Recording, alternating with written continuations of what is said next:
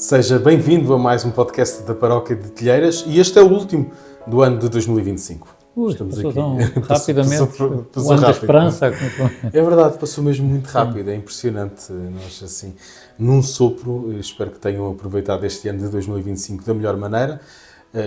E nós vamos, não vamos fazer não prometemos isso, não é? Nenhum balanço do ano, mas vamos isso sim, falar sobre algumas das coisas que tocaram mais assim nas últimas semanas, não é? Particularmente. Vamos começar pelo documentário sobre o Papa Leão XIV. Sim, já dá alguns meses, mas é muito bom. Eu gostei muito. Chama-se Leo from Chicago. Foi produzido pela Vatican News, portanto, digamos, é oficial, digamos, de alguma maneira, não é? E conta, é um documentário de 50 minutos. Eu só encontrei com legendas em inglês e italiano. Julgo que há em espanhol também. Espanhol, talvez. Mas eram português... 4 línguas, mas o português não estava incluído. Pois, para já. Não sei se virá depois a ficar disponível com essa legenda em português, mas para já era italiano, inglês. Eu só encontrei esses dois, tu dizes espanhol. Espanhol sim, tenho a certeza, mas enfim. Mas sim, quais as impressões deste documentário? Muito agradável, repito, são 50 minutos em que se fala do Papa, eu diria, no aspecto assim mais humano, né, que também nos ajuda a querer conhecê-lo melhor, a senti-lo mais próximo. Tem a vantagem, quando eu vi com um grupo de pessoas, um grupo de casais, amigos, e que diziam, bem, mas isto se calhar com um Papa de outro país não seria tão possível que a pessoa se expusesse tanto aos seus familiares, aos seus amigos, ao seu passado, né? Aquilo que gosta, que não gosta, depende também dos feitios, né? Mas, aliás, ali não há entrevistas ao Papa, não é? Há simplesmente o que outros dizem do Papa. Há algum tipo de exposição que possa ter a ver com a cultura norte-americana? Eu imagino que sim, não é? Porque também são mais transparentes, acho eu, que também nesse aspecto, não se importam de dizer que o Papa gosta de pizzas, por exemplo, não é? Não sei se há uns anos... Há uma série... Aliás, uma das coisas interessantes do documentário é essa referência à vida cotidiana, não é? Sim, há alguns aspectos, mas, repito, também dá para conhecer... dá para tornar o Papa mais próximo, né? Mas para Bill Retief gostava de pizzas, aliás... Beisebol também, não é? Vai ser do White Sox, não é? Uma equipa de... E gosta de guiar, dizia alguém, penso que era um dos irmãos, ali deixa de ter essa possibilidade, não é? Mas enfim... mas por acaso dizem que eu gostava de guiar. O das pizzas tem graça porque filmam o dono da pizzaria onde às vezes o Papa ia, e então depois de ter sido eleito Papa, fizeram uma pizza que em vez de ser pepperoni, pepperoni com um gosto especial. Isso é uma coisa assim um bocado mais ou menos, mas que foram a Roma e ofereceram a pizza ao Papa e por isso também alguém dizia que a comeu, não é? Que depois, não ali, mas mais tarde que a comeu, portanto com toda a simplicidade e agradeceu muito, etc. Insisto, são coisas assim humanas, mas que nos ajudam a conhecer. Dois aspectos assim mais profundos, não é? Que a mim me chamaram a atenção, que eu, pelo menos, que se calhar já tinha lido, mas não me lembrava, não é? Ele foi prior-geral da Ordem, não é? E nessa altura, pois visitou ou esteve presente em 50 dos países que a Ordem Agostiniana está estabelecida, não é? E dizia lá a pessoa entrevistada que, enfim, que certamente foi ou é uma mais-valia, porque de algum modo, mesmo que fosse através da Ordem, conheceu uma parte da realidade desses 50 países, que é um Papa, acho que é mesmo interessante esse dado, não é? E depois, a outra coisa que me chamou a atenção foi a sua escolha, depois de fazer o doutoramento em Direito Canónico, não é? Em ir para o Peru, não é? Dizia também um dos entrevistados que poderia ter dar aulas num seminário, mas ele quis ir para uma situação um bocadinho de pessoas talvez com mais necessidades pastorais, ou como quisermos chamá-lo, e esteve lá uns anos, como sabemos, não é? Que foi muito apreciado e foi uma opção também por estar com as pessoas e estar com pessoas que eventualmente possam necessitar mais. Portanto, isso também o terá, é uma expressão daquilo que já era e o terá marcado. E ainda há um terceiro ponto, que isso é apresentado pelos os seus irmãos da ordem, os agostinianos, né? Que falam que é próprio da ordem tanto a dimensão contemplativa como a ativa, pronto, enfim, mais ou menos, e que ele é uma pessoa profunda, que medita bem nas coisas, não é? Mas ao mesmo tempo é uma pessoa de ação, é bom organizador, etc. Mas tudo isso eu acho que joga a favor da... São dois lados que, de alguma maneira, demos logo por esses dois lados, nas primeiras ações, nas primeiras palavras do Papa e nos primeiros perfis que foram sendo traçados, esses dois lados sempre estiveram presentes.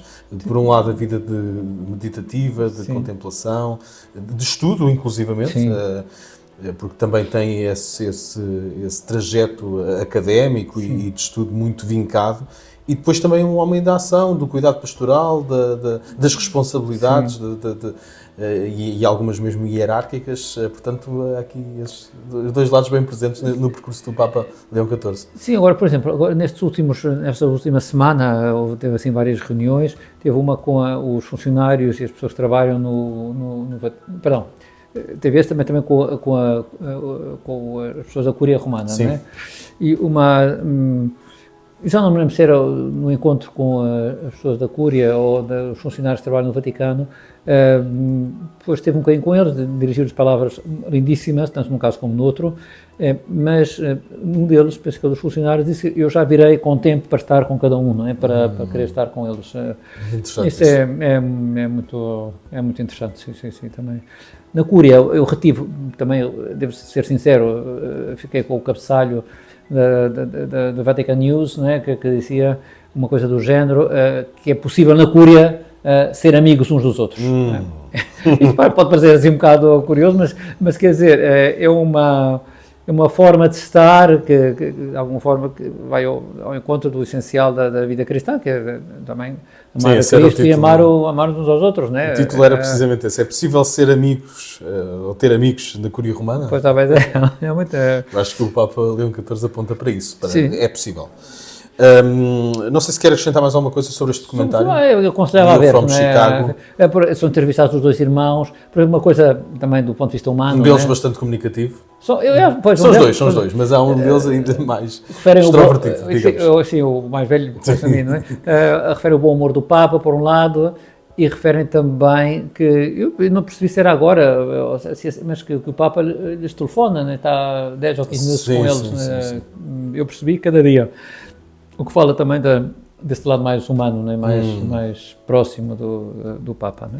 Fica como recomendação para conhecermos melhor a figura do Papa, desse lado mais humano, também ligado ao cotidiano, mas também ligado à própria espiritualidade do Papa. Podemos sempre descobrir alguma coisa mais, e por isso fica como sugestão este documentário, Leo from Chicago. Leo from Chicago. Já agora, a propósito assim, de fé diversa, também soube, eu penso que foi também no tal encontro na Cúria, que o Papa quis oferecer um exemplar daquele tal livro que ele referiu.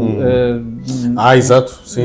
Quando veio do Líbano, não é? Ficámos de falar sobre esse livro. Ainda é preciso lê-lo, não é? Primeiro, sim. A edição que está, eu tenho em PDF que estava na net, mas é péssima, também. A edição em português é péssima, não é preciso quase decifrar.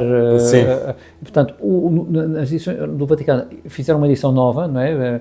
Com um prólogo do Papa, lindíssimo, é mesmo bom, enfim, está mal dizer isto, mas os Papas escrevem mais ou menos, há coisas que a pessoa ainda gosta mais do que outras, não é? Claro, sim, certo, óbvio. Mas é muito bonito, porque é muito breve, fala da importância deste livro, que sabemos que teve para ele, tal como...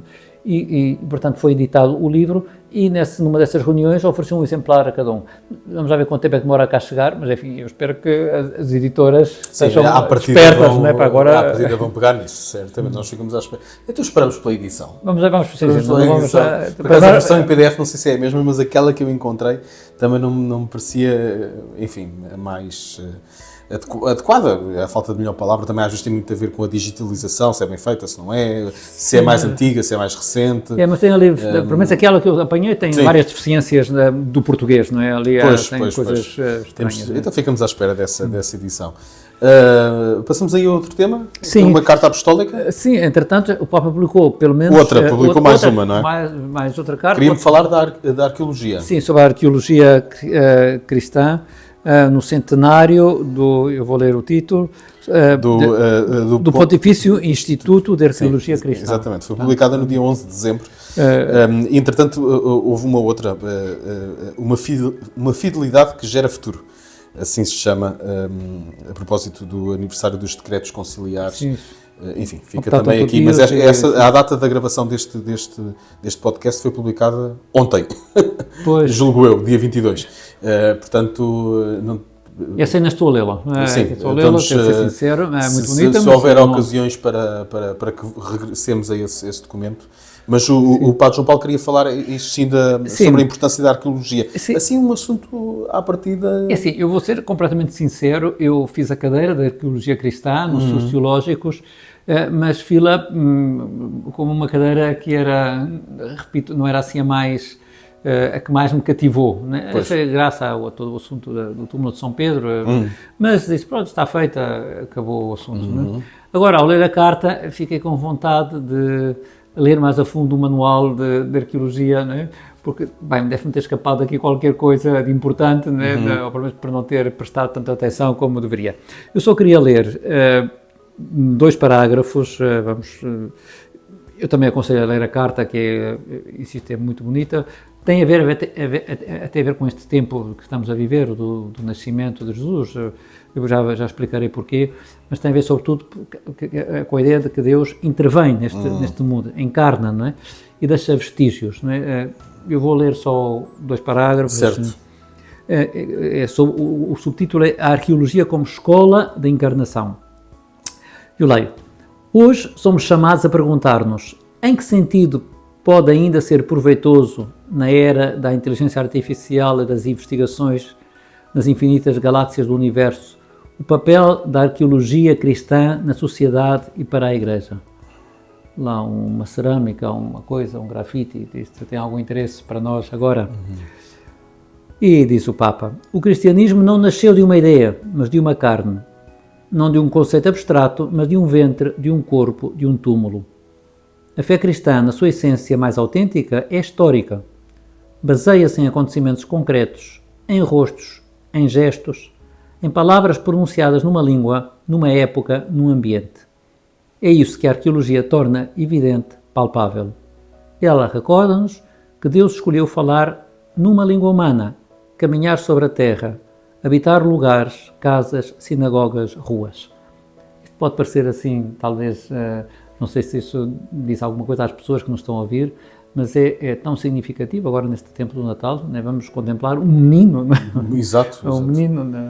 Um menino a sério. Um menino a sério, exatamente. Não é um corpo aparente, não é um holograma. Um bebê com carne. Não é? Exatamente. Isso é muito Deus interessante. quis assumir essa carne e, claro, deixou vestígios. Lê só um parágrafo mais.